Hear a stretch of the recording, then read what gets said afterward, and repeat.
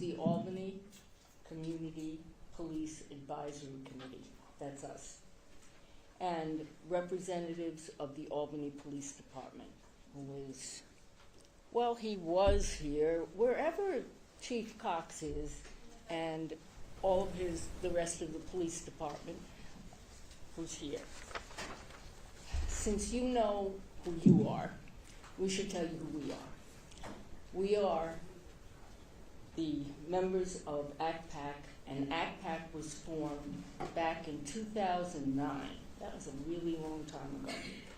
It was created by the Albany Common Council and the Albany Police Department to help usher in community policing to the city of Albany. It was designed and does still have a representative from each of the wards, so that when ACPAC moves and operates, we have representation from every ward in the city, and all of the concerns and issues from the city can be heard. It was originally intended to be a very short-term group. Those of you who saw the video saw that ACPAC was intended to help the community understand what community policing is, take their leadership from it, and so forth. But it turned out that ACPAC was extraordinarily successful. It became a national model, very much due to the leadership of our chief here.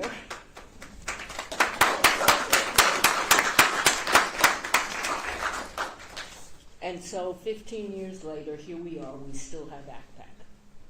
Now, holding conversations such as this one tonight is our job. That is, finding a way for the community that cares about public safety and the people who are charged with the responsibility of providing it can talk to one another. During the pandemic, ACPAC really did not do its job. We really couldn't, and we didn't. But now that we are able, we hope we can once again move to moving the city and the community back to the concept of community policing, and that all of you will be engaged in that effort. I would like to, Leah, would you like to just note who, would the members of, Would the ACPAC members please stand? From all of the ACPAC members from throughout the city who are here as of this moment. We have Jim Grimes. Oh, you must be Kaylee. No, let them introduce Janelle. themselves. Oh yeah, please introduce yourselves and say what ward you represent. Ward or whether you're at large, etc. Okay. My name is Janelle Morehouse, Ward 13. Craig Walton, I'm from Ward 8.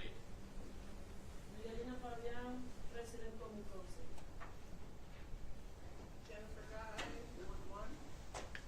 Jim Grimes, Ward 15. Awesome, and I think we're going to be having a couple. Oh, back in the back, yes. Marcia Penrose, Ward 14.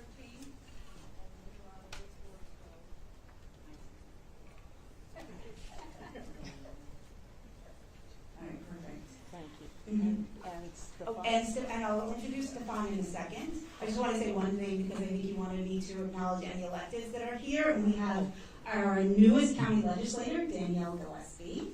Thank you. And we also have, and I just saw Deb Zahner from the 14th Ward walk in, our council member. Thank you. And I don't see any other electeds. I represent the 10th Ward on ACPAC, and this is Stefan, who is the 6th Ward. He's got some words. So my name is Stefan Ivanov. I represent the 6th Ward on ACPAC. I've been on ACPAC for about a year and a half now. And Carol and Amy asked me to speak briefly about ACPAC's vision for the next year and beyond. So I think community policing right now is perhaps more important than ever. Many residents have made it clear that they don't feel safe. Every mayoral candidate and many common council candidates have made public safety and community policing a key aspect of their platforms. And we want and deserve a safer Albany for everyone.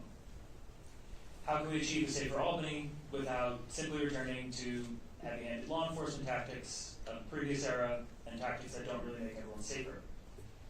We believe community policing can be key to this endeavor, and that ACPAC is uniquely poised to help lead on this mission.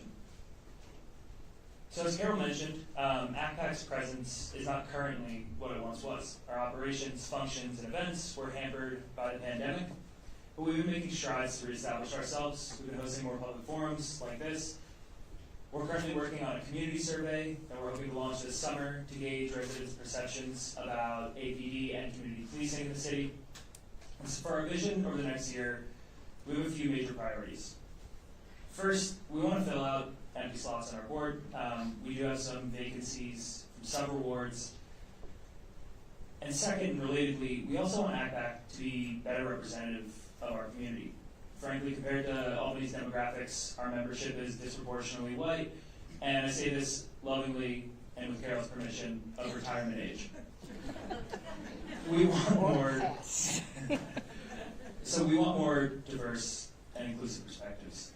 And third, we want our neighbors to know who we are and what we do. I think an important aspect of this is knowing that we're not just an arm of the APD. We want to establish ourselves as an independent intermediary between APD and the community, acting as a liaison to represent community concerns and also communicating important information back from the department.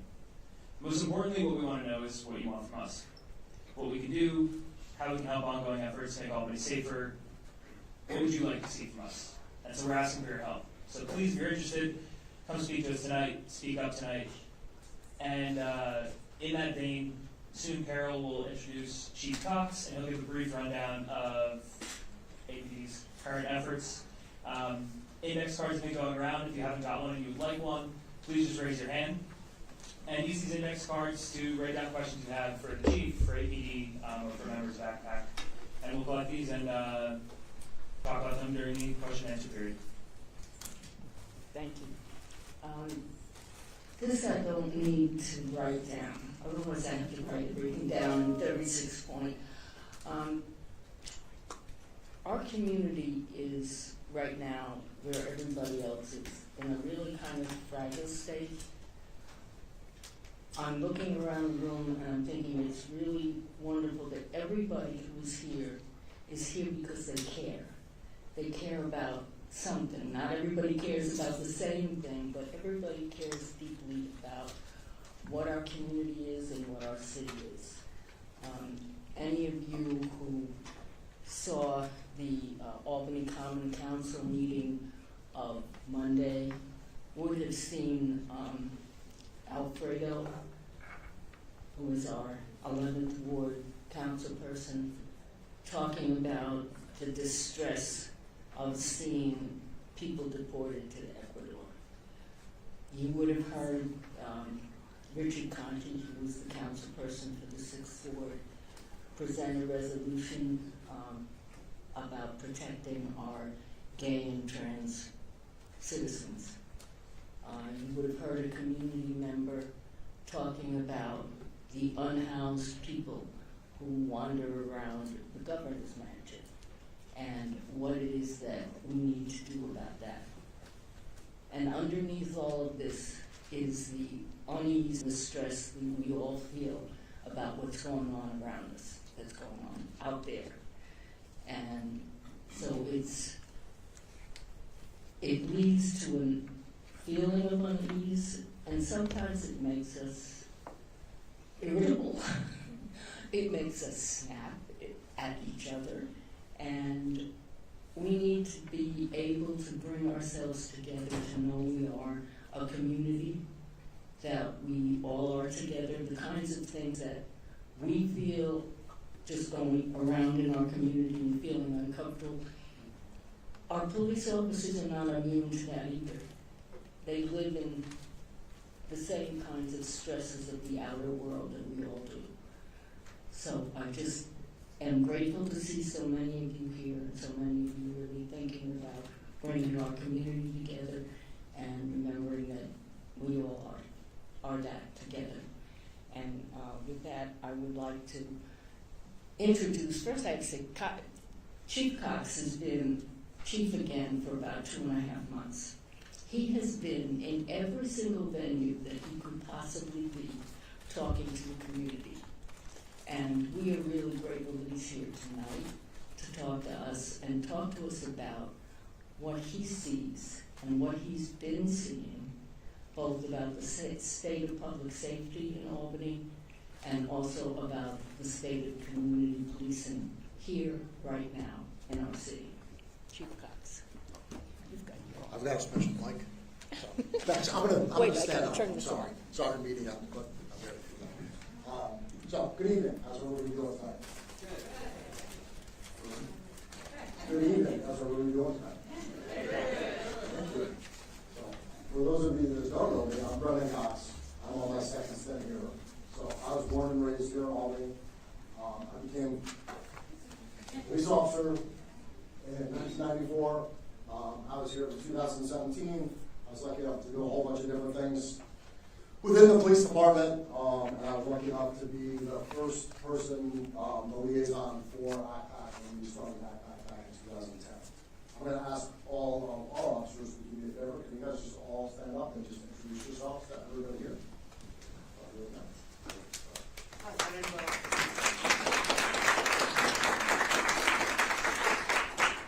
Nick Schuler. I've been with the Albany Police Department for 10 years. Currently, I'm in the Neighborhood Engagement Unit as a school resource officer at Albany High. Hey, good evening, everyone. Tim Geisel. Been with the department for 18 years, and I'm with the neighborhood engagement team. Hey, I'm Brian Mascaro. I'm 13 years with the police department, and I am the North Albany Middle School's school resource officer. Tony Galloway. I worked for Albany Police since 2016, and I work in the ESU Enhanced Division, which is also the umbrella of neighborhood engagement. Hello, everyone. Officer Bill Smith. I'm the Pine Hills Lead Officer, and I've been here 17 years. Good evening, everybody. My name is Melissa Mori. I am the commander of our Office of Professional Standards and the training unit. Hello, I'm Carol Gibson. I'm the Center Station Commander, and I've been employed here for the last 31 years. Hello, I'm Nicole Reddick. I'm a school resource officer at Hackney Middle School. I've been with Albany Police Force for about 13 years now. Hey, Derek Ellis, 9 years with the department, and I work patrol at Center Station with the block. Last but not least, Ben Peterson. I'm a sergeant with the neighborhood engagement. So,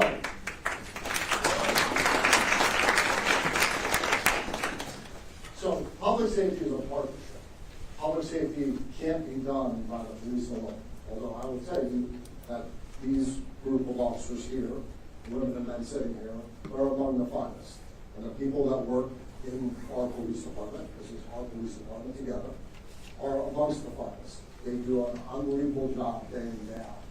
The service that happens across the city doesn't happen because of me, it happens because of them and the work and the dedication that they have.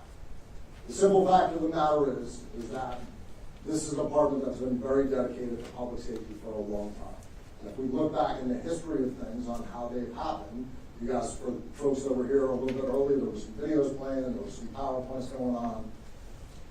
We decided a long time ago that we needed to have a community policing philosophy because we need positive relationships with you all in the community.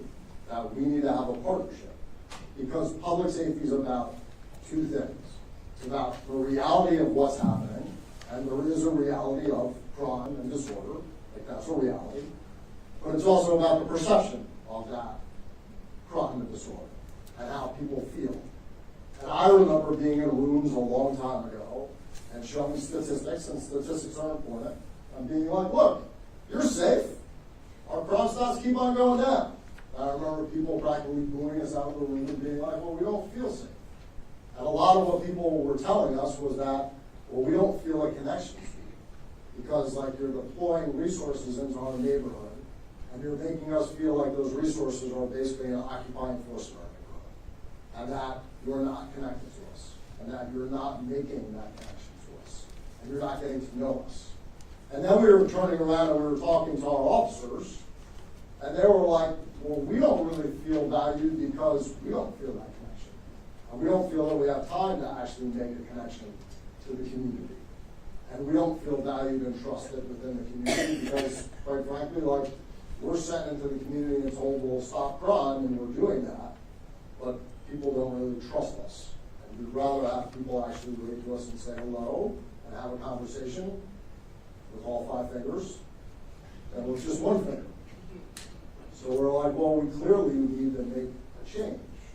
Because if people don't trust us, if people feel we're not accountable, and if people don't really care what they turn up on a weight screen to show that numbers are going down, then we're not actually doing our job. So we needed to make a change, and we made that change. And kind of the spirit of that was the neighbor engagement unit, of being able to say like, hey, we have officers that instead of just being kind of bogged down by the system, and I'm not saying that in a negative way, like we have to respond to emergencies, we have to respond to things that are happening now. We have to be able to investigate crimes, and the officers that are responding to those calls are really important, and the folks that are investigating crimes, they're really important. That's another very big part of what we do. And that also is part of community policing, of what we do, it's a philosophy. But at the end of the day, we need to be able to take time to be able to get to know the people in the neighborhood and get to know what people want from us. Because at the end of the day, policing is kind of based off in pillars. Like, it is about doing things like enforcing laws.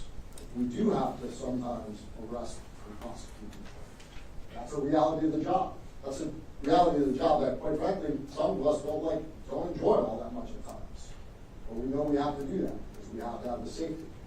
But it's also about prevention and deterrence and education. And those 3 pillars are just as, I would argue, more important than enforcement can ever be. Because don't we all want to live in a safe world where we're not just arresting people and putting them away, where we're actually preventing crimes before they happen, where we're actually solving disorder, where we're actually educating people about what's happening, where we're actually preventing things, where we're deterring things? Don't we want to actually not respond to violence? Don't we want to actually deter that violence from ever happening? So we need to be able to grow those programs. So the title of tonight's forum, and I'm not going to speak for that long because I'll speak forever, and you guys are going to want to grab the old show book out. This is about having a conversation. But the title of tonight's forum is about the state of policing in Albany right now. So the reality is when I left in 2017, we're still budgeted for this number. Please understand that. Please cover our budget. We had 334 officers. Just about. We might have a few less about the number that we have. We're short of about 25% of our staff right now. As of today, we're short 83 officers. That is not unique to the Albany Police Department. That's not unique to the city of Albany. But that doesn't mean we get to bury our head and go, oh well, everybody's dealing with it. We're dealing with a staffing issue. That happened for a number of reasons. We're not the only field that's hit. But at the end of the day, we're 83 people short. So that means there are a lot of things when it comes to those 4 pillars outside of enforcement, because at the end of the day, we respond to things that happen, like those crises, that we wind up not being able to do. So to give an idea of like when it comes to the shortages, when I left, we had 27 officers walking the beat. Well, I have 27 officers walking the beat right now. We're at 12. Thank you. Knows how to answer that question for me. I think in the 3rd meeting now, so thank you. One of these days, I will remember that number. I promise. It's been a little long. It's not much to talk something. But at the end of the day, like that's a big difference, and that takes away from our ability to be able to take care of some of those disorder issues. So we need to. We're in the middle of a huge recruitment push right now. So join theapd.com. JoinTheAPD.com. Media. If you can pick anything up, pick that, please. So we have a big open house this weekend from noon to 3 at our headquarters. The point of that open house, I'd love you all to come see our headquarters, but the point of that open house is recruitment. So it's about people that want to be police officers, people that want to be dispatchers, because I'm talking about police officers, but we're short in other positions too. We're about 19 positions short in our dispatcher, in our dispatch center. We're short in some other places, but those are the two main things that we're really looking to highlight. We want people to do that. We have a test coming up in May. The deadline to sign up for the police test is April 3rd. So if people come on Saturday, they can sign right up. We're going to be there to help sign people up. Just had a meeting earlier today, talked to finalizing that. But we have a big push. We have a current list that we're working off of that we're going to have a class hopefully in May. We're going to hire and bring some other officers in. That's going to take some time.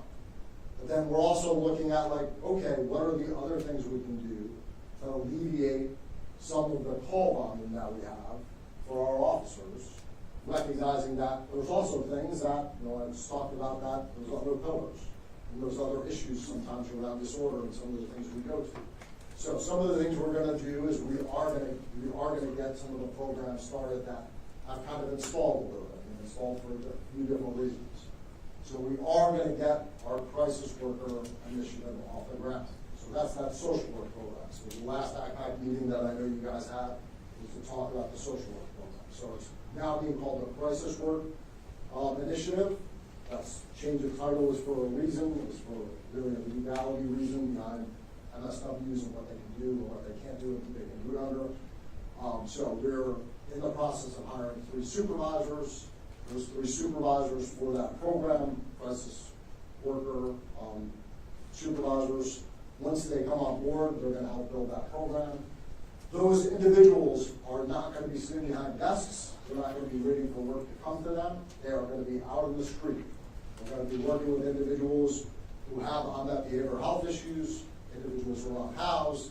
They're going to be ultimately helping out answer some calls for service. So they're going to be another arm of first response. They are not going to be long-term case management. They are going to be another arm for first response. They're going to get to know people. They're going to get to know the individuals that they ultimately need to work with. But at the end of the day, they're not going to be long-term case management. They're going to be like short to medium-term folks that are going to be dealing with folks. So if you think about like community response models, it's going to be like a community response model within the police department.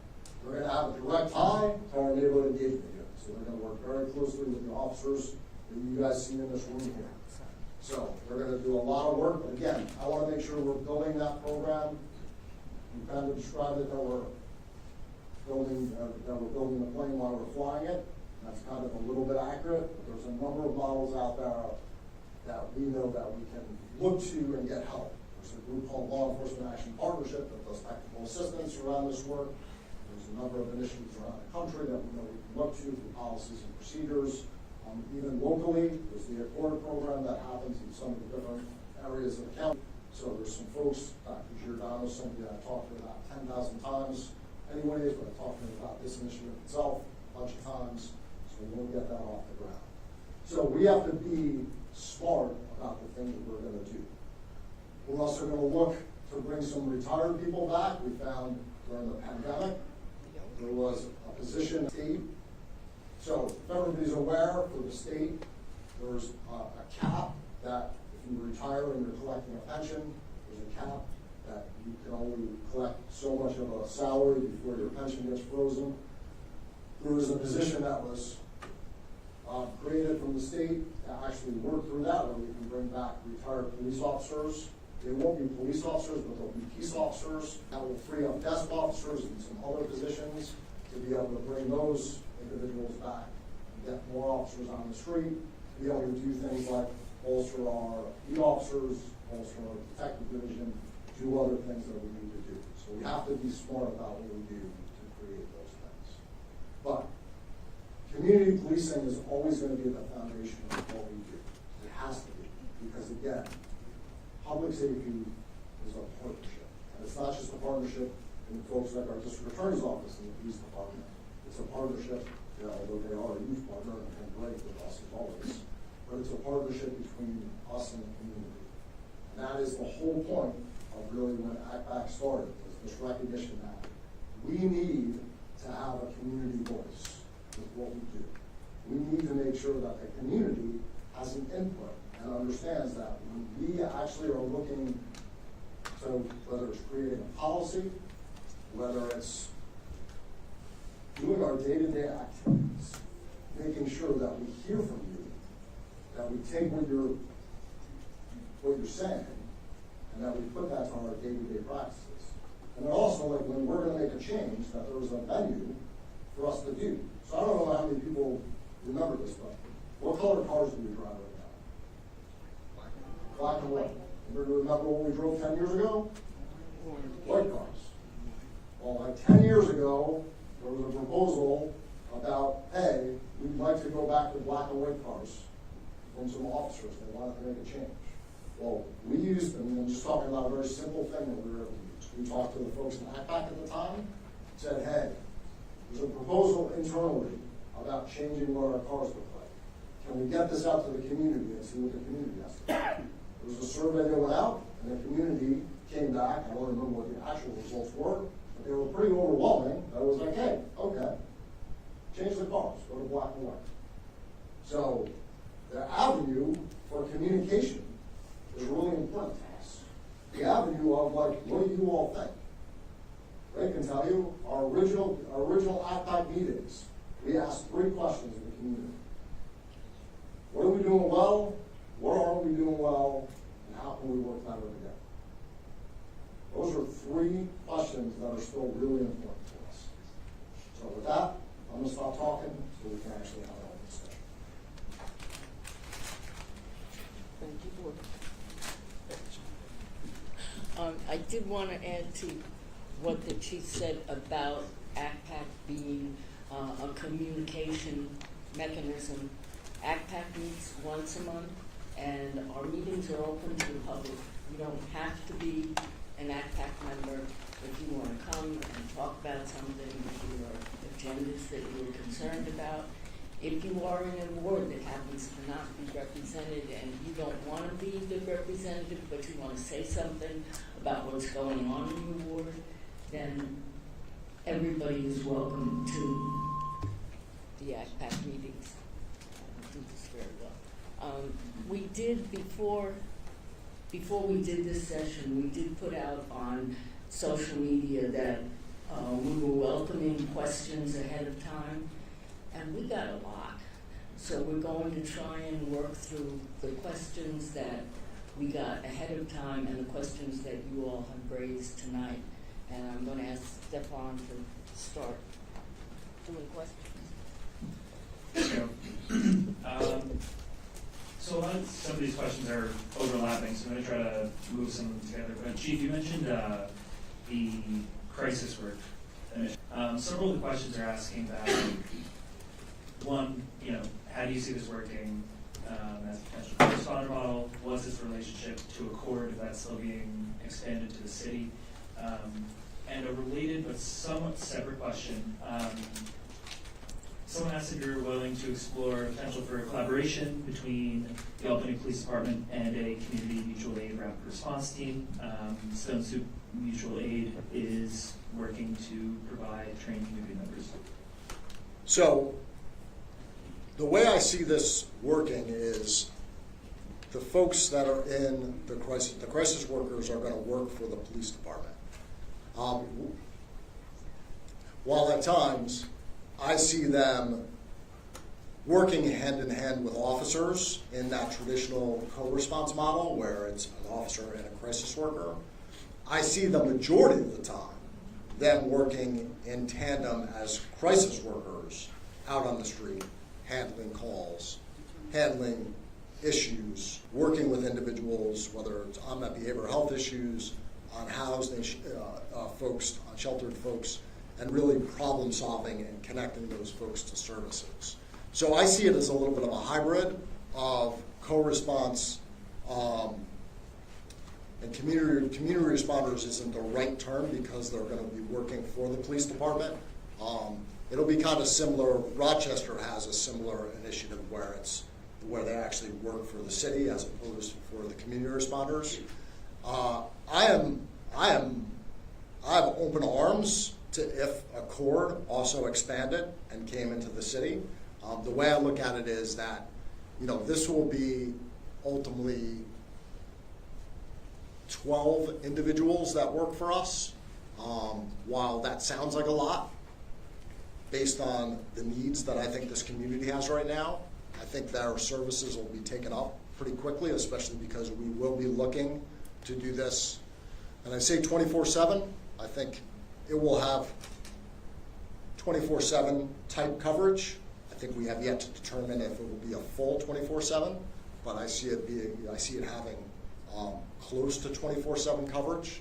So to me, to have additional resources like those that a court has, I think make some sense. As to the third part, I mean, I'm willing to sit down and collaborate and talk to anybody. Thank you. So another couple questions here are asking about accountability measures, and one that's come up several times is will APD respect and support the Community Police Review Board? Specifically, will you be rescinding Chief Hawkins' mandate for officers not to comply with subpoenas? So that's already been rescinded. Officers already are complying with subpoenas as far as attending. I can't comply. I can't force an officer to comply with any answering of questions at the hearing, but attending the hearing, officers are attending hearings. Several other questions focus on what will APD be doing to protect marginalized communities, specifically LGBTQ+, transgender communities, especially given the national environment. So, you know, the one thing that I've always loved about this community is how diverse it is and that partnership. You know, In Our Own Voices has always been a very big partner of ours. In Our Own Voices, NYCLU were very big partners when we first initiated a number of our policies, a number of our trainings, and we do have some follow-up that we need to do based on a lot of the national landscape and ensuring that not only are our policies up to date, which I know they are, but that our trainings are meeting what they need to meet. And then I think that the other thing I want to make sure that we're doing is, especially because I know we've done this with our current officers, but as we're hiring additional officers, as we're hiring additional staff, as we're hiring the crescent workers, that we're ensuring that we're getting to know those populations, so that way folks understand this diverse community. You know, I've always told our officers, and especially anybody that's going to be working within the community, I know this sometimes sounds controversial, and it's not meant to sound controversial, but it's meant for people to understand they are now part of this community. I don't really care where somebody came from. Like, we get people, I grew up in the city. We get people that come from the suburbs. We get people who come from downstate. We get people sometimes that come from out of state.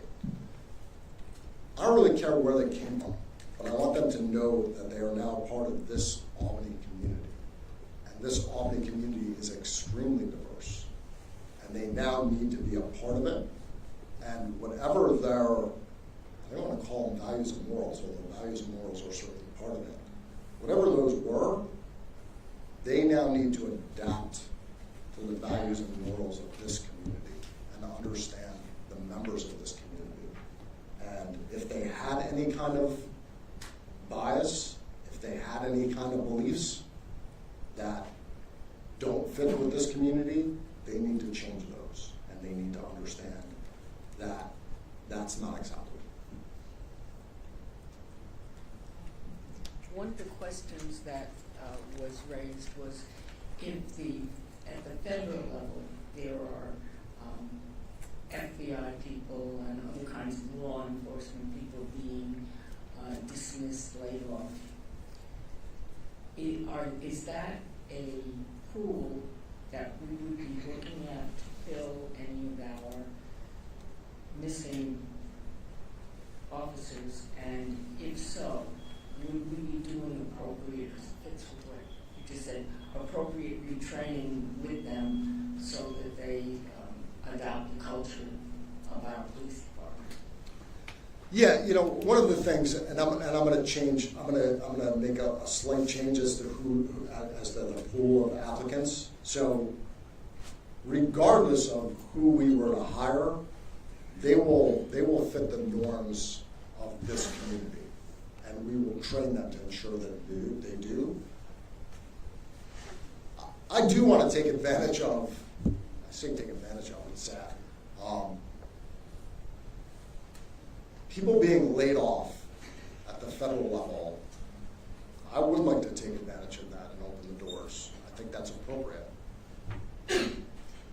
Those folks, depending on where they come from, pretty much any position, they're not eligible to just lateral in. So even if you're a federal law enforcement, you can't just lateral into a state, to a city municipal law enforcement.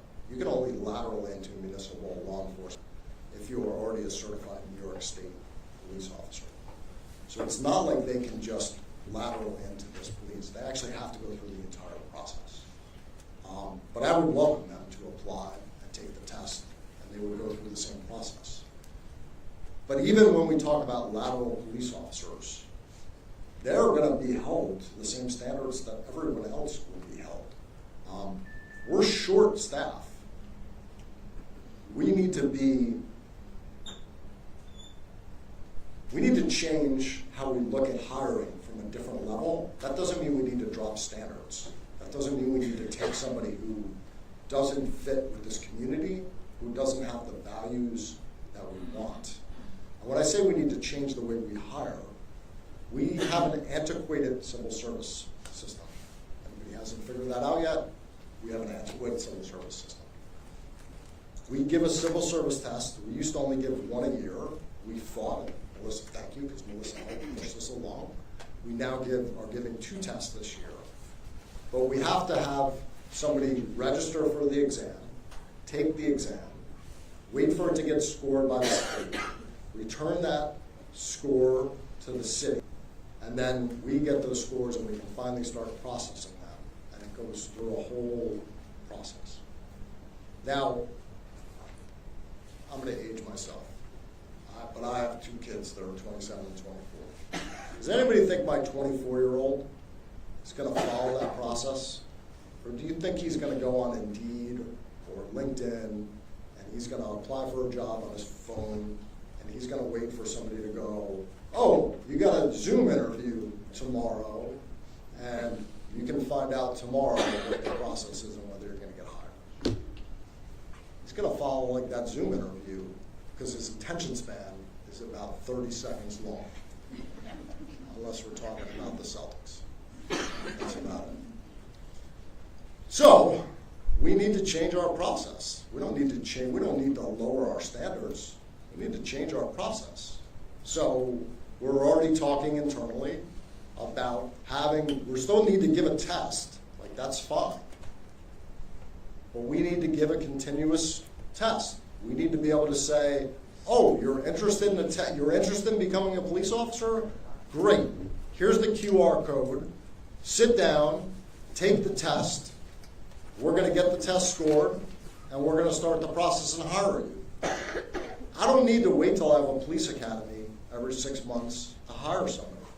I can hire somebody once I get their test score, once we do all their background, once they do their psychological, once they do their physical. There's still a whole bunch of things we have to do. Like, I can't just automatically say you're a cop, because there are a bunch of standards we have to uphold.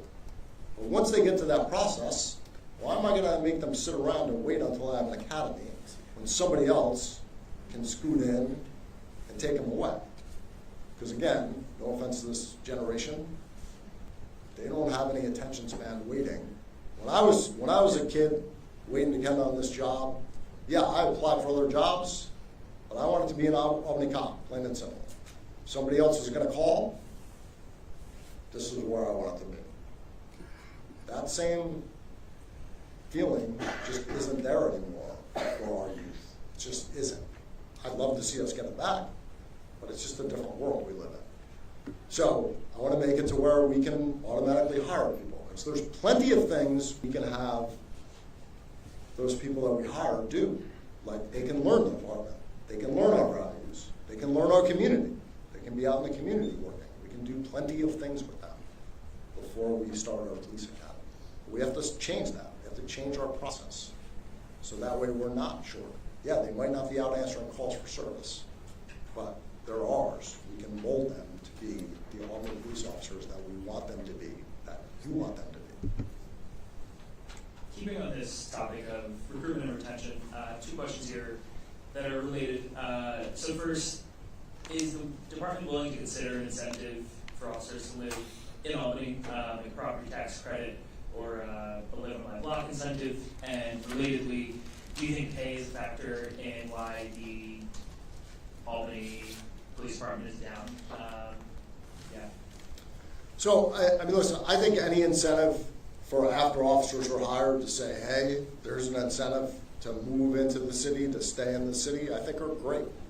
I think there's an awful lot of reasons why officers or anybody else doesn't wind up. You know, I'll tell you my personal story if you want. It's fine with me. At the end of the day, like, I think those incentives are great. I'll also tell you the controversial thing. I said this on a Zoom call not that long ago for a call. Like, again, like, my expectation, and I know the officers all in this room, like, and I know they are. They're all part of this community. Like, I expect our officers to be part of this community. No matter where they lay their head and sleep, I expect them to be part of this community. And I know they can be part of this community without residing in this community, because I've seen it happen day in and day out. Does that mean that I don't think it would be great for officers to live in the city? Of course it doesn't mean I don't think it would be great. So if there could be incentives for officers to be in the city, yeah, that's great. Again, I grew up, I lived in the city, I owned my first house that I owned in the city. I moved out for a very specific reason when it came to the education of my oldest son, who had some special needs. So at the end of the day, like, there's all kinds of reasons why people make decisions they make. So I don't think there's, like, incentives like that. I think are great. What was the second part? I'm sorry. Are they possible? Are they possible? Yeah, I think is it everything's possible possible. to do that kind of incentive? Yeah, I think everything's possible. Is it within, I don't within legislate. our purview to just make that decision? What kind of process we So, have to have? Carol asked me, is it possible for that to happen? I mean, I think everything's possible. I'm a department head. I don't, like, I can make recommendations. I control my budget. Within my budget, is that incentive possible? No. Okay. Within the realm of the city, is that possible? Of course that's possible. You know, I think there's all kinds of things that the city can do. I would suggest a different forum and speak to different people. What was the second part of that? Pay. So I don't ever want to say that pay is not a factor in recruiting and retention. So I will always advocate that our pay is not enough when we compare it to suburban departments and other departments in our area. And it's hard to look nationwide because it depends on where you're looking at. But when you look at departments in our area, no. These guys and the other officers that are out there doing their job don't get paid enough when it compares to other departments in the area. Plain and simple. And yes, that is a factor. In talking to a lot of the officers in this room and in going around to roll calls, especially when I first got back, and trying to get some really good, honest feedback, which I really thank the officers because they were honest. Pay wasn't the number one issue, and especially it wasn't the number one issue why a lot of officers might have been leaving, especially officers without a lot of time on. It was quality of life. So the health and wellness of our officers has got to be first on our minds. When and obviously you asked the question when it came to retention, we have to make sure that we're not asking officers to work 80 hours, 100 hours a week. You know, everybody looks, and I don't mean to pick on the media, I know you guys are here and I appreciate the fact you guys are covering this. But people like to cover, well, geez, look at how much the officers are making. You know, 2 weeks ago, you know, the media outlet here's the top 10 of officers and what they made.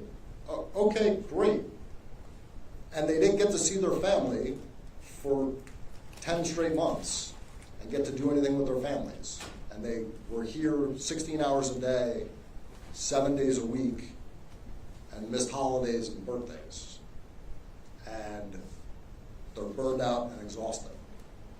So we need to find a healthy balance between work life and home life, and how we give them the opportunities to be able to step away and take a breather and not live this life 24 hours a day.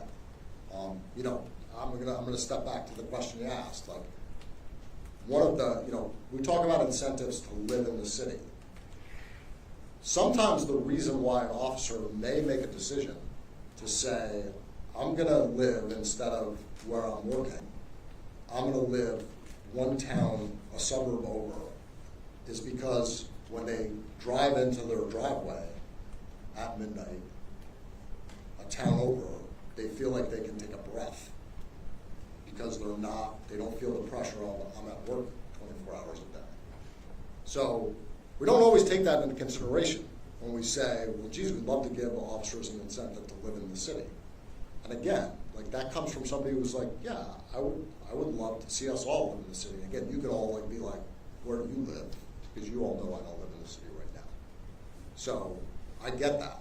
But at the same time, like, sometimes it's, hey, the officer got to take a breath when they drove into their house in Colony, because they feel like, okay, it has nothing to do with the quality of life being better in Colony, because guess what, it's not. The quality of life in Albany is better.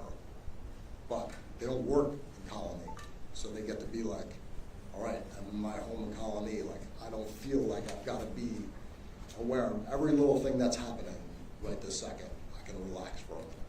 So it's also about their quality of life.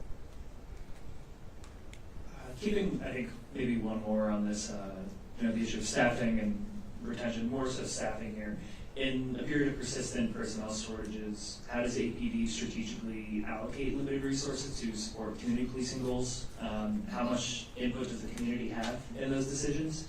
And relatedly, someone asked, given the current staffing levels, how do you plan on addressing patrolling in the 12th Ward along Washington Ave Extension with the relocation of Camino Nuevo?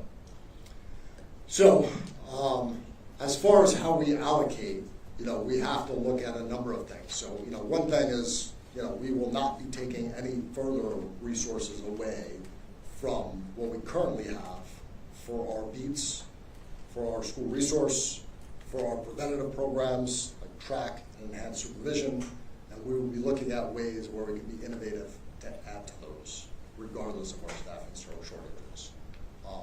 We're trying to figure it out. As far as community input, please, we need input. People need to tell us what they're seeing, what they want to know, what they want, and we'll have open and honest conversations. If we can do it, we can do it. If we can't, we can't. And I guess I'll just give one example of how we increased. If we know there's a real need, we're going to fill it, and we're going to figure out what to do. So recently, when I first came back, there was a clear need. We were down to 2 school resource officers. That wasn't acceptable to me. It wasn't acceptable to the school district, and I don't think it was really acceptable to the community. And you talk about trying to be aware of what's happening here, what's happening nationally. I was concerned with what might be coming down the pipeline when it comes to immigration issues and others. So we said, no, we need to have a 3rd school resource officer, because I think everybody in this room knows this, because most of you are familiar faces. Our school resource officers, they're not there. We talked about the 4 pillars of what we kind of look at. They're not there to arrest people, to arrest our kids. They're not there to enforce the law. If they have to enforce the law with kids or an adult, because God knows adults are usually the ones that are causing the problems, they'll do what they need to do. But they're there to bridge the gap with our youth. ACPAC had a role in this when we did our strategic plan back in 2014.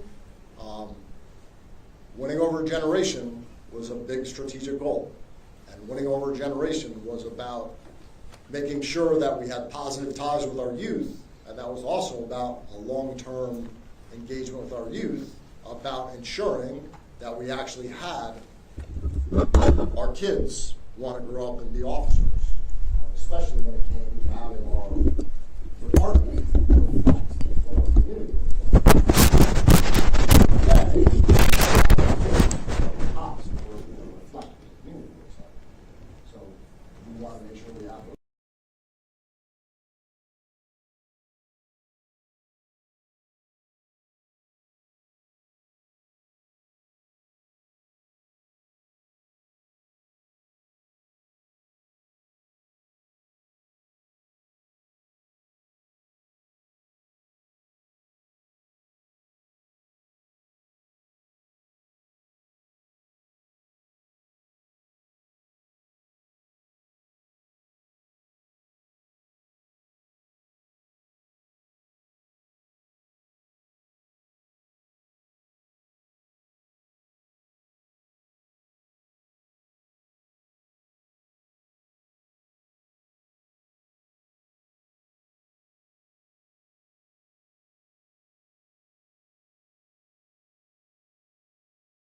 the officers that are working in the patrol division and answering calls.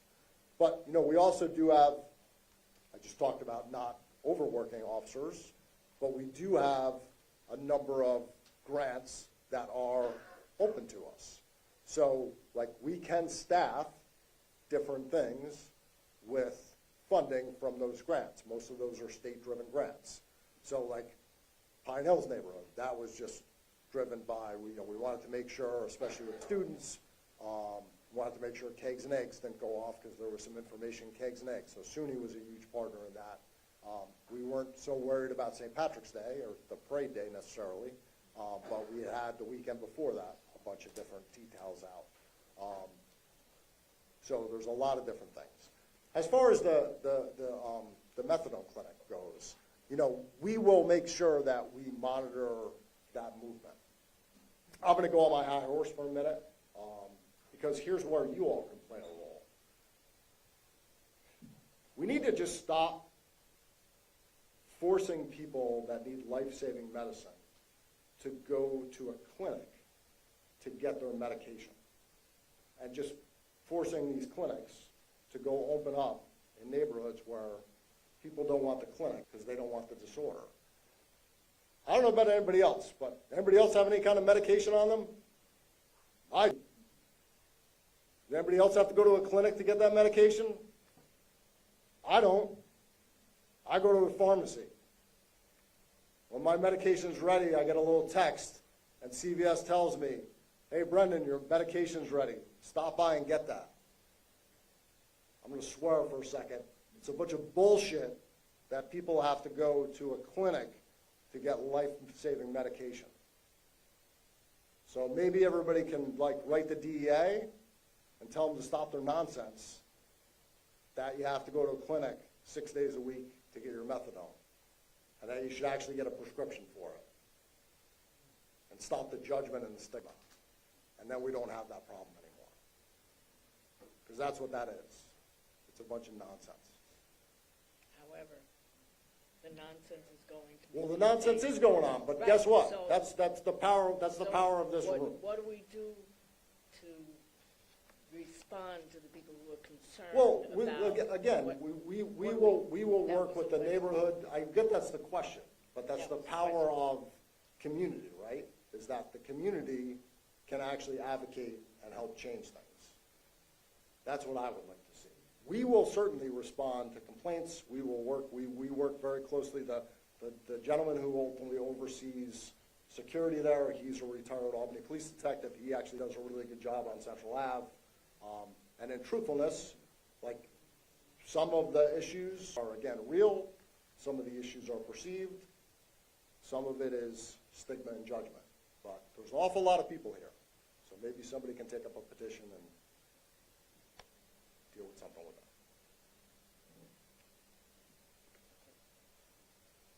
So we have several questions here related to the federal level about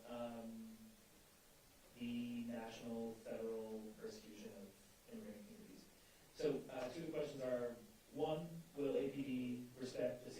incarcerate status and refrain assisting ICE. And a related question, a little bit different. When ICE stops someone, can another person help, or can the police help? So understand. So as far as we had a forum from with Kana and I guess I'll answer the sanctuary piece the way it was kind of answered the other night. I mean, sanctuary is kind of one of those words that's made up, but yes, this is a safe city for immigrants. We do not enforce civil law. So immigration issues, 99% of the time, are civil issues. We do not enforce detainers. That is our policy. We do not enforce immigration law. The only time that we enforce anything is if it's a judicial warrant. So I want to make sure everybody understands that if there's a judicial warrant, like that is a judicial warrant. It's a warrant signed by a judge. Like there is no option for us. Like we enforce that. So if we come across somebody and they have a judicial warrant, we enforce that. The overwhelming majority of the time that we would come across that is if we had somebody in our custody, we had arrested them, and we get a hit back on them on that warrant from their fingerprints. So that is the time we would have it. But in that case, we would execute that. We would hold that person based on that warrant. We don't have a choice in that. I will say what I said the other night. When it comes to civil law, like we don't deal with civil law. Like I'll compare this, and I don't mean to I said this the other night. I don't mean to sound, because I realize what the fear in this, and I understand the real fear that people have. We don't enforce tax law, nor do we in fact enforce immigration law. So like if the IRS came out and said, hey, there's somebody who hasn't paid their taxes, I wouldn't send officers out to enforce the fact that they had not paid their taxes. If they sent me a detainer and said this person has not complied with immigration, I don't enforce that. That's not our place to do that. As far as interfering with ICE, no, do not interfere with ICE. They are a federal law enforcement agency. It ultimately is their responsibility to ultimately address immigration law. So, no, we will not, the police will not interfere with them, and I would certainly recommend that no citizen do that. If you want to document what you see, document what you see. But I also, and I said this the other night, like I can't have it both ways, right? I can't say to the federal government, I don't enforce immigration law. My officers don't do that. And then say, but you also can't come here and do something that you are charged to do. So we don't have to like that, but I also can't then turn around and be like, sorry, these are the boundaries of my city. You can't come here. There's a question. Yes, ma'am. My name is Shade Delgado. I'm the founder of Storm 348. I want to ask, yes, I understand the broader perspective of everything, but I'm still not hearing like actionable things. I understand that your perspective is that you're not going to enforce these regulations or these mandates, but the reality is that there's nothing written that we can actually enforce that. So I wanted to know, like, what are actionable things, for example, if maybe not the whole APD, but one of your officers does call because there's a person in the office, right, that is an immigrant. Like, what would you do then? No, we have a written training bulletin. We follow the AG's, the New York State Attorney General's office guidance. So no, we do have that. Okay, Yeah. then I would like to learn a little bit more about like those like practical things Yeah. Oh, yeah, that absolutely. you have in place, and maybe, as you said, like citizens cannot necessarily interact or intervene, right, with federal officers or with ICE officers, but you can definitely, there are other ways to engage in specific ways that are not necessarily considered interference. So taking that into account, like, is APD going to support in any way, like the different community, like RISE, for example, that is doing a no harboring, I don't remember the specific word, but no harboring versus assisting immigration. Like, is that something that APD is going to look into to implement or help the community in terms of, right now, if you're asking for community policing, we have to understand what are the limitations and responsibilities as communities to be able to intercede or to support. I guess I need to understand a little more. What I'm saying is that our policy is that we do not cooperate or enforce immigration law. So we're not notifying ICE of anything. I can get you all the information, so we can talk offline. I guess I don't know what I guess I don't understand what you mean by like assist the organization. Like that's what I don't know what you mean. So there are limitations, right, and there are responsibilities still enforced, still in place. Recognizing and understanding what are our responsibilities, civil responsibilities, right, in terms of being able to effectively cooperate without interfering, but still advocating and upholding the dignity and humanity of the people that are being interfered with. Okay.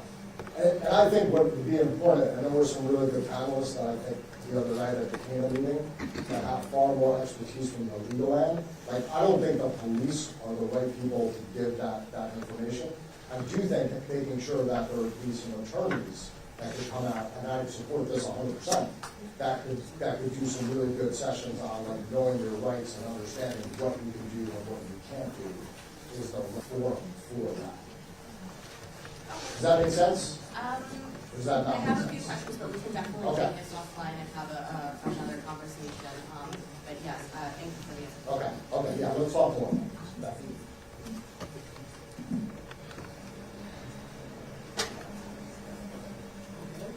Yeah, I follow directions, so.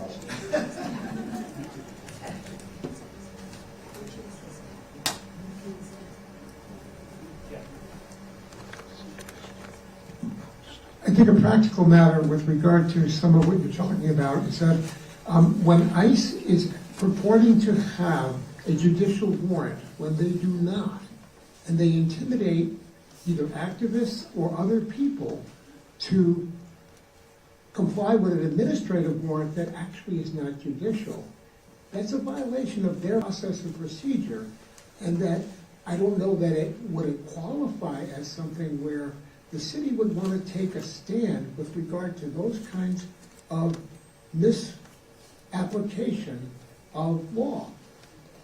I mean, first of all, John, it's good to see you while you're out and about. Again, I really think that's a legal question that somebody in the legal world needs to answer.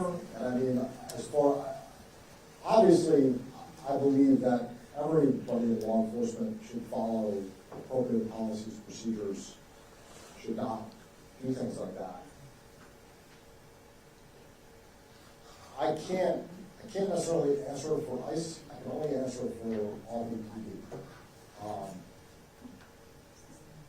And there is a, there is a line between advocacy and our response and what we can and what we will and will not do in that. So I mean, I want to have further conversation with you about it.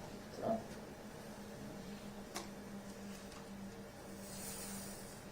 So we have a couple more here we're going to get through, and then I think there are some people in the audience. I saw some hands, so we'll send some microphones around.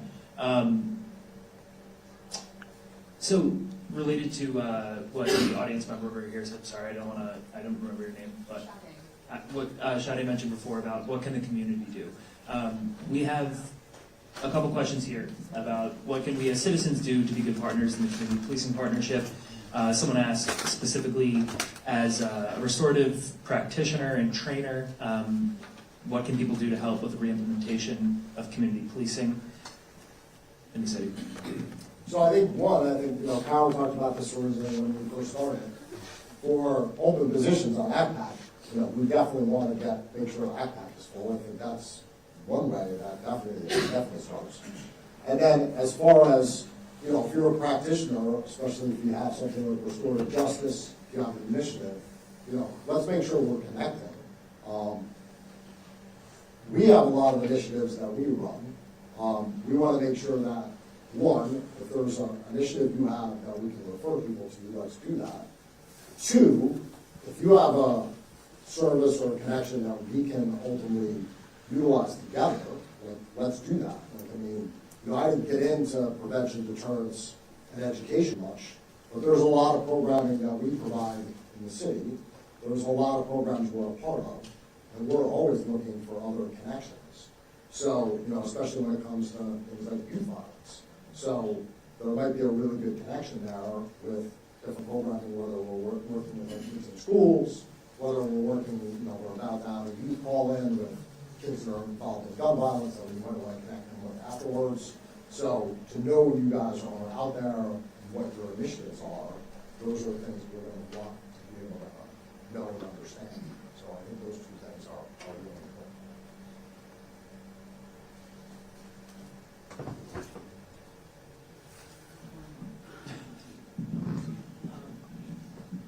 I did want to say that at the back, there are some small clipboard things with a question on them for those of you in the audience who have thoughts about what you think ACPAC should be doing and what you would like to see community discussions on. Like when we sit down and say, what should the next forum and the next community discussion be about, it's important to know what the community wants to talk about. So as you leave, would you make sure to contribute to that, whatever you think? And we also have a webpage, right? Right, we have a webpage where you can also go on and do that, but you can fill out the forms now, and it will help give us guidance to be responsive to what it is that the community wants to talk about. We also on Facebook. Yeah, see, and then in the back also, yeah. Chief, you just mentioned the various initiatives, and one of the best programs that I remember was the Citizens Police Academy. Will you still be having a police academy this year? Yeah, the police academy is actually posted. Ben, forgive me. When's the date come out? I think we just sent it out. I apologize. Okay, we'll look it up and we'll get it out. It's Wednesday evenings, and let me just double check. The start date is April 16th. Thank you. Wednesdays through the beginning of July. So April 16th. Starting later this year than it had been previous years. But I recommend anybody, particularly ACPAC members, take that class, because you learn a lot, you get to appreciate a lot of what the officers have to go through by not only the technicalities of the law, but the technicalities of the street. And so, anybody here interested, check out that website. Thank you. Thank you. Jim, there's a question back here, and then we'll come over here next. Yeah, she had her hand up. Hi, my name is Jackie Powell. I have like two questions. You know how the Army have the JROTC? Do you think in the near future they could do something like that with the police for the for school children? Because a lot of high school kids, their interaction with the police is usually negative. That's just one. My second part question is, a lot of us black mothers, try to teach our young men and women how to speak to the police officer when they're being stopped. But sometimes the police attitudes is truly suck. I had an incident with a police, and it was a young girl, and clearly she could see that I'm older than her, and her attitude, it really stunk, and it just made me, even though I kept my, composure, I was just looking at her like, are you here to help me or try to, downgrade me? So, I mean, how we as grown-ups should talk to them, especially when their attitudes sometimes stink. I know they be having hard days, but some of us has hard days too. And for my situation, it was really like, I know a lot of people know that my daughter outside Hemingway Powell was murdered, and I had an incident with my granddaughter and my daughter's boyfriend, and when I called the police, I mean, the young lady, her attitude just stunk. And then a couple of months later, not even months, a couple of weeks later, it was another incident, and I think that incident would have been avoided if she had stopped being nasty and just listened to me, you know? And she even let the guy get away, like, leave. Okay, that's it. No, thank you, I'm sorry that happened, and certainly I expect everybody to treat everyone with, respect and dignity, and you should never feel like you were treated that way, so I apologize for that. To your first point, absolutely, so what have been, You hold it now. so, Nick, Brian, and Nicole can certainly talk to a lot of the programs that they run in the schools. They do an amazing amount of work in the schools. One of the programs I'll talk about, just very quickly. So we do have a cadet program. So we take a lot of young adults. We have an Explorer program within PAL and then a cadet program. Those two programs do act as initiatives to bring youth along, especially youth that are interested in law enforcement. Sometimes there are youth that don't even know that they'd be interested in it. And then during the summer, for the summer employment, summer youth employment program, we run another, it's similar to the cadet program, although the cadet program is, we actually employ young adults with the idea that they will eventually become police officers, and they work part-time while they're going to school and then learn about the police department. During the summer youth employment kids, so Ray was talking about the Citizens Police Academy, they do a youth Citizens Police Academy and get to understand what the police department does, how officers interact, get to know officers. So we do a number of those, and I think we always look to do more because we want to get to know more kids and have more of that interaction possible.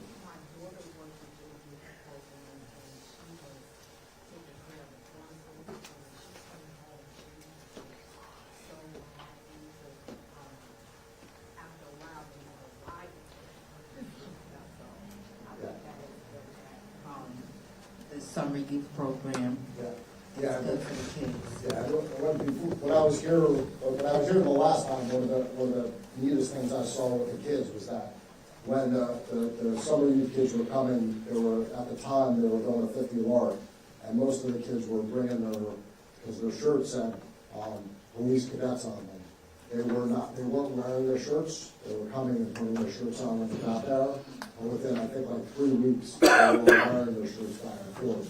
So it was kind of neat to see them, go from, hey, we don't want to show what we're doing. Next thing you know, they're walking through the hill with their shirts on. So it was kind of neat. I thank you for that. Thank you.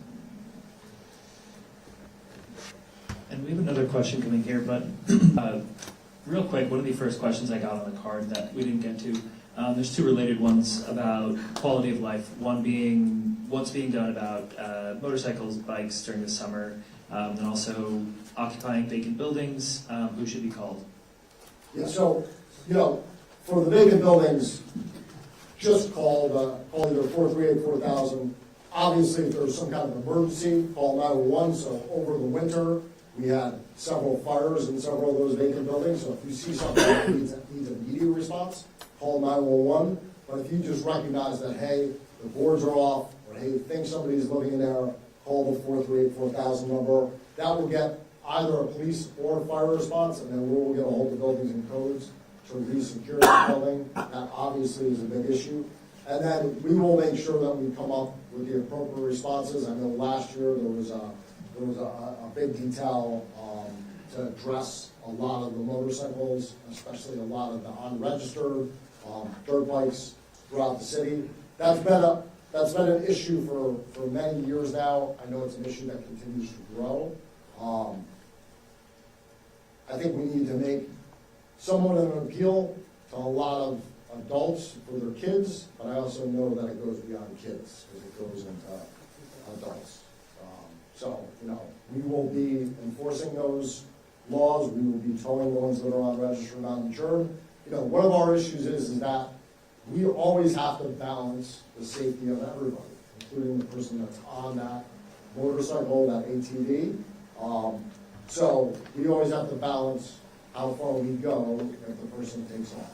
So what we do many times is use our investigative tools to, if that bike does take off, that doesn't mean we don't follow up and do an investigation and potentially find that person later on, find that bike, and get that off the street. Thanks, Chief. I know we have hands over here, but someone's been waiting over here for a second. Okay, thank you. So my question relates to crime scene cleanup and OBS reimbursement for crime scene cleanup. The reason I ask this question is because I know a family in New York City whose son was murdered in front of their house and in the middle of the night, and the police came and, did what they had to do, but then they told the family that they would send somebody to, clean up what was in front of their house, and never did. And then the family called the police later, that day and said, well, are you sending somebody? And they said, well, we don't do this. So the father had to clean up himself, where some was the, blood and everything of his son who had been killed. So I posed this question to OBS, and then they say, well, we'll reimburse for it. But I said, well, how would somebody know, what the procedure is? I mean, most people don't have this kind of information, So I'm just kind of, the point of my question therefore is, what is Albany, does Albany Police Department have a policy for communicating to people? If there's a murder or a crime scene cleanup, how they go through this process, what the process is, who they should call, I mean, that kind of, I think that's my question. So, as far as if it's external and there's something in the street, it will normally get washed down. A lot of times the fire department will wash it down, we'll have DGS respond. If it's on private property, it does wind up going back to the folks that live there. And I think we can always do better to try to figure out better responses for trauma and how you address that. The simple fact of the matter is there's not a lot of services that are out there, and most of those services do cost money, and most of those services are looking for money up front. And then obviously, like you said, Albany County crime victims is who they would file their claim with, and they would have to wait for reimbursement. So, when those things do come up, obviously we try to handle those issues as much as we can with care. We do try to make sure people get connected to crime victims. But as far as, we do not have a service that we turn to and we send to do those kind of cleanups. That is not something that we provide. It's not something that most police departments across the country provide. I know it sounds horrible, and I think the trauma that happens, especially from violent crime, does not always get immediately addressed. It's usually getting addressed afterwards. We do try to have follow-up with victims of violent crime, especially with families that lose people. But it's also something that we need to continue to work on. Well, yeah, that might be a need that, needs to be looked at and addressed. So, thank you. Saw hands, back over here. Okay, I'd like to respond to that. When there is, like the chief said, if it's on public property, then usually it's handled by the city. They try to get through pretty quickly. However, if it's on private property, where the gap is that the officers have to at least be able to inform families that there are available resources and either connect them to Urban Grief or connect them to SNUG or connect them to Albany County Crime Victims and Sexual Violence Center. Once that connection is made, any victim advocate can complete a compensation application requesting compensation for crime scene cleanup. The challenge becomes the time frame, right? Because when you have crime scene cleanup, especially if it's in your house, you want that to happen quickly.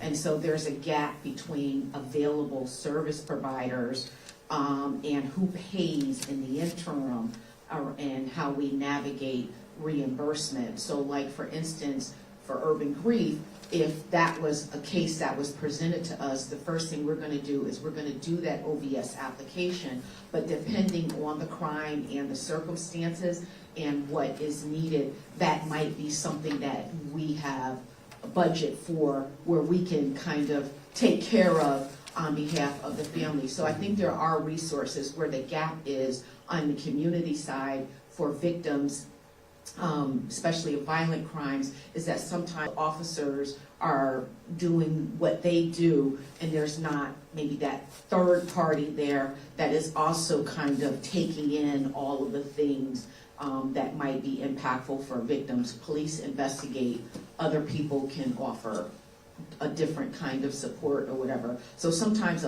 many times, people don't know what that information is. And then also, many people live in rental properties. And so when you have a rental property and crime takes place in a rental property, now you have to deal with the landlord, and you have to deal with their, whatever their issues may come up with regard to insurance. And I know it's hard to believe, but many landlords evict people after violent crime occurs within their properties. Doesn't matter the level of trauma, tragedy, none of that. Many people face eviction, rapid eviction, or harassment by landlords or non-responsive landlords very quickly after violent crime. So, that's a victim question. If there's more questions, that's something that we can help facilitate. Anytime you can give us a call, we'll advocate and help facilitate something like that.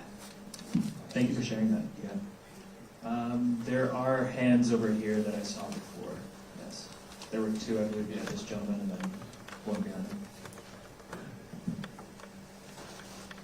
Hello. First of all, I'd like to thank the SROs. I've been teaching in the Albany City Schools for 3 decades, and I can vouch for the job that they do.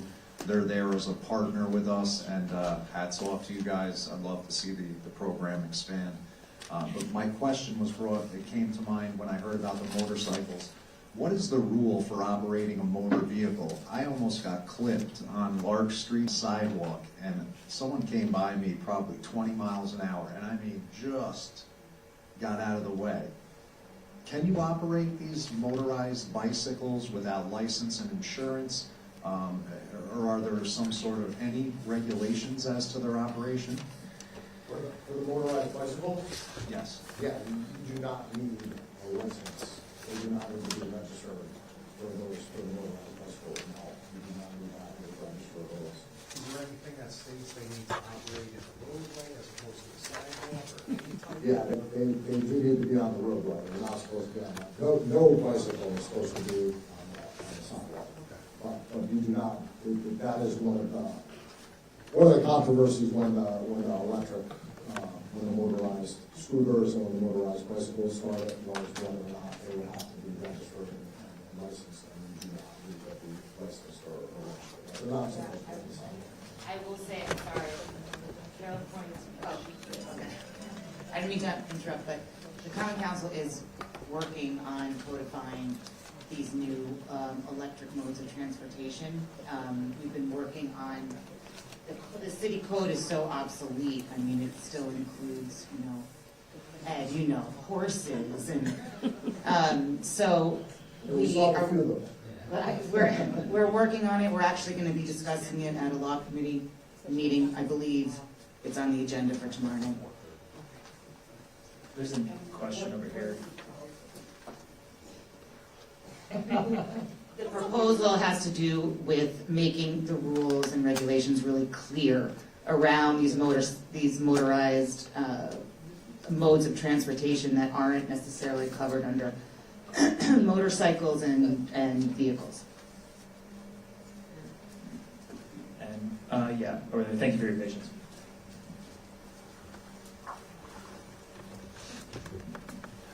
I just wanted to thank you for bringing up the co-responder model, and I was hoping you would elaborate a little bit more. I really feel like with this community policing model, that transparency breeds trust with the community. So you had mentioned social workers. I know social workers were previously in the state in the budget before, but that's a proven model that doesn't work. What does work and what has been proven by municipalities like Denver, Memphis, is like the co-responder model, where they're actually paired with the mental health clinicians or mental health specialists, peer specialists that both go on patrol, walk the beat, or have separate departments either within the city or within the police department.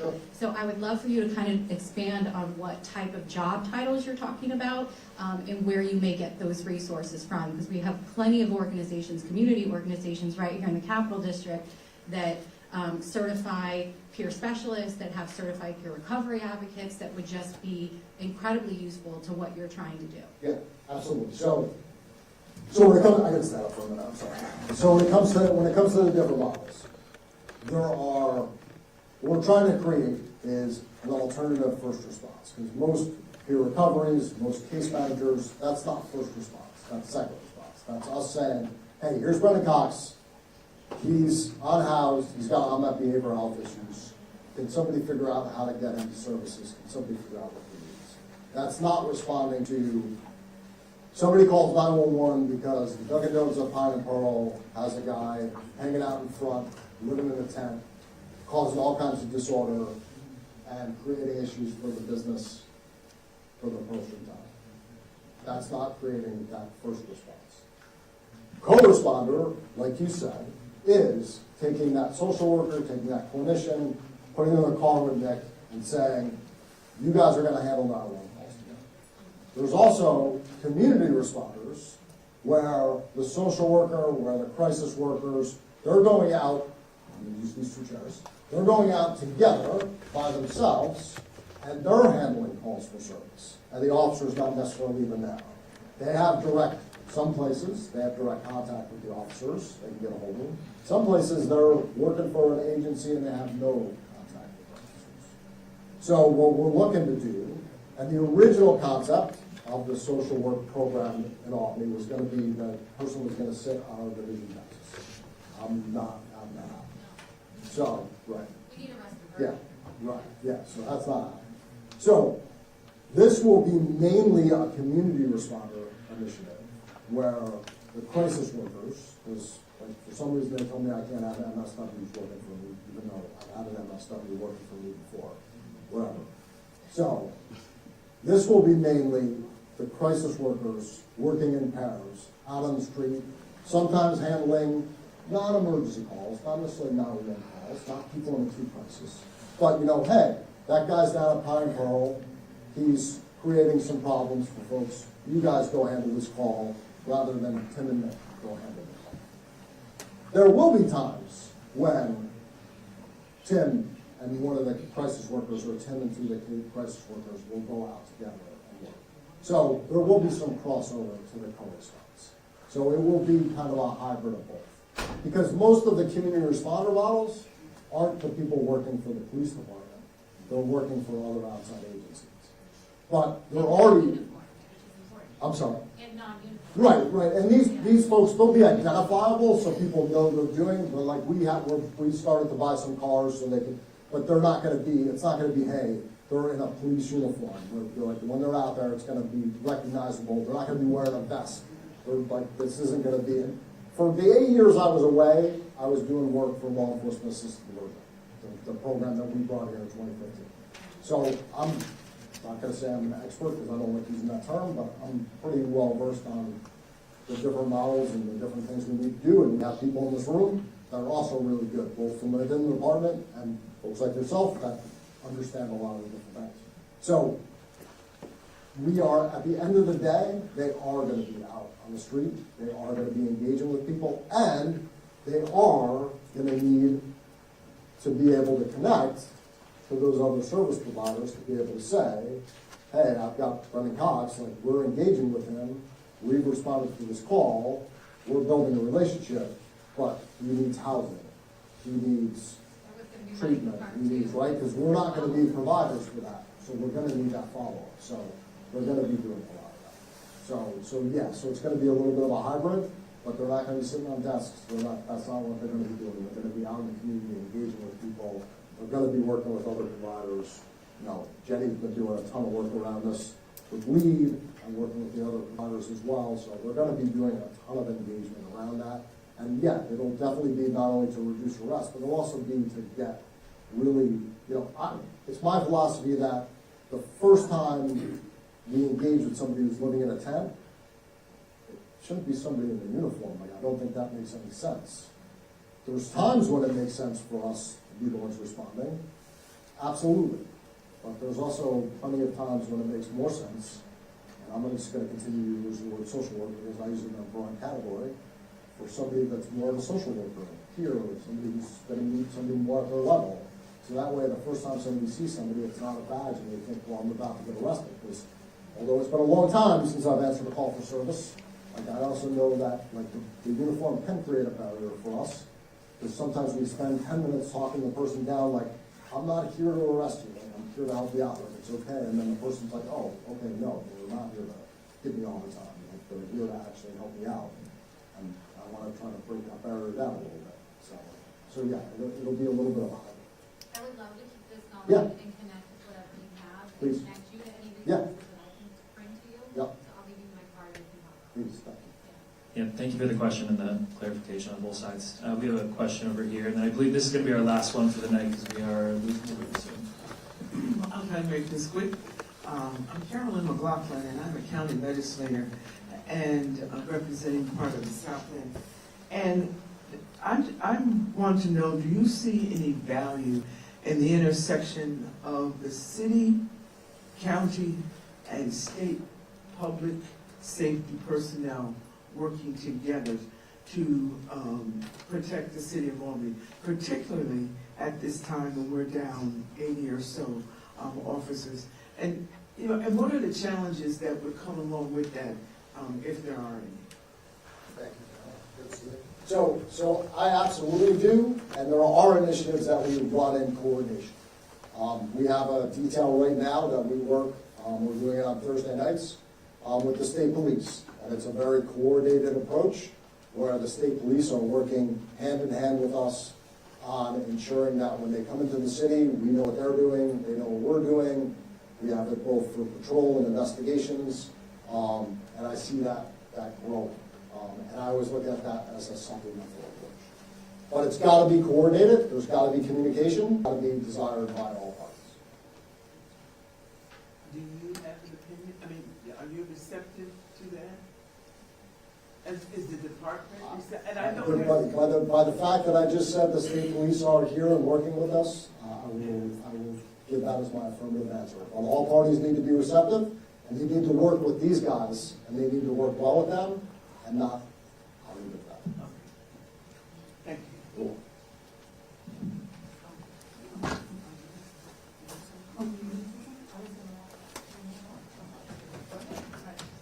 Wow, thanks everyone. Thank you, Chief, and everybody for your great conversation.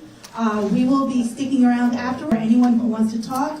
Also, I believe our plan is to answer questions. Are there any this is really important. Are there any topics you would like to see at our next or a future community forum?